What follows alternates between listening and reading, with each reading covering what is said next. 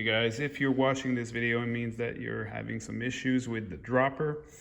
Either you cannot pull the dropper out much more than this one, maybe 2 inches, or that you pulled too hard and you ripped the cable off the dropper. So what I did here is remove the bash guard. I removed the motor, as you can see, just to show you how tight it is between the motor and the frame. So there is very little room for the dropper cable, which is this one, and it's a really stiff cable, to actually, have enough loop so you can actually pull on it.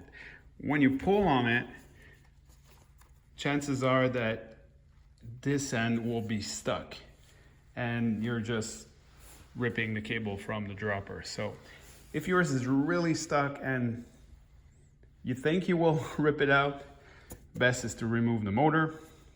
So you pull the motor out, to Phillips head to remove the bash guard, to Allen head right here, 3 T10 Torx to remove the little plastic plate. Then you got the big 3 main attachment for the motor. You remove that, pull out the motor. Don't forget the connections before you pull on the motor. Then you got plenty of room to pull on it, and there's no chance that you'll rip it out. As you can see, the cable is coming into the frame. You can actually do it from here. You can just slide it in.